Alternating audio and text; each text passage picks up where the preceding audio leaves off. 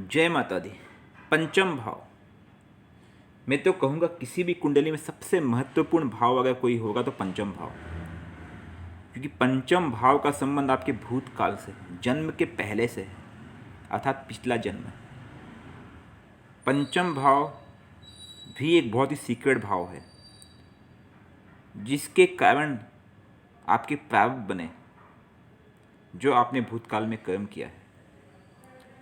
पंचम भाव को त्रिकोण भाव या लक्ष्मी भाव भी कहा जाता है, और किसी भी व्यक्ति के भविष्य के लिए या उसकी जीवन यात्रा में पंचम भाव का सबसे बड़ा महत्व होता है। पंचम भाव विद्या का कारक है, बुद्धि का कारक है, ज्ञान का कारक है। पंचम भाव संतान का कारक है। पंचम भाव आपके इष्ट का कारक है, मतलब आपके इष्ट को देव कौन होने चाहिए, इसका कारक भी पंचम भाव है। आप कितना पढ़ोगे, आपका एजुकेशन क्या होगा, आपकी विद्वत्ता क्या होगी, इसका कारक पंचम भाव है। पिछले जन्म के पुण्य और पाप का कारक भी पंचम भाव है। अब वो हमें कौन बताता है?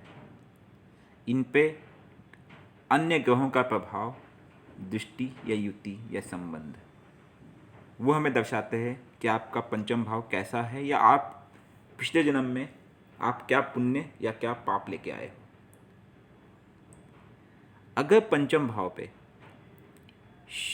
पाप ग्रह की दृष्टि आ जाए, पाप ग्रह आप समझ सकते हैं, शनि हो गए, राहु हो गए, केतु हो गए।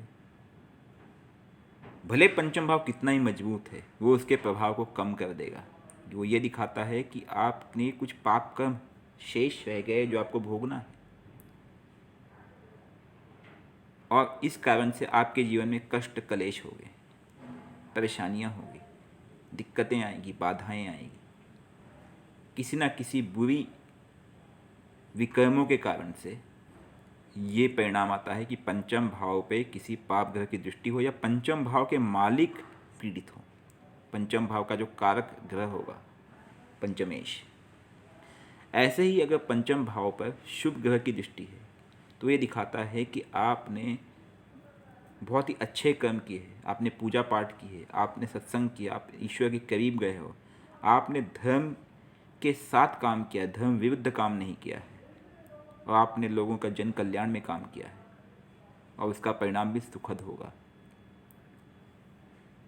कठिनाई आपकी कम हो जाएगी, जो बाधा है वो भी कम होगी, और आपको शक्ति मिलेगी कि अगर कोई बाधा आए तब भी आप आसानी से उन बाधाओं को पार कर जाएंगे। आप धर्म के साथ काम करेंगे। तो पंचम भाव का मजबूत होना बहुत ही शुभ माना जाता है। वो आपको सिद्धि दिला सकता है, वो आपको ईश्वर के करीब लेके जाता है। और कहीं अगर पंचम भाव का संबंध लग्न से बन जाए तो सोने पे सुहागा, तो समझ लेना आपके पिछले जन्म के पुण्य कर्म बहुत ही ज़्यादा है, जिस कारण से ऐसी कुंडली आपको मिली है। और आपको दैविक शक्ति, या यूँ कहे आपके इष्ट की शक्ति या उनका सहयोग सदा आपके जीवन में मिलता रहेगा। तो ये है पंचम भाव, बहुत ही विशेष महत्व है। जय माता दी।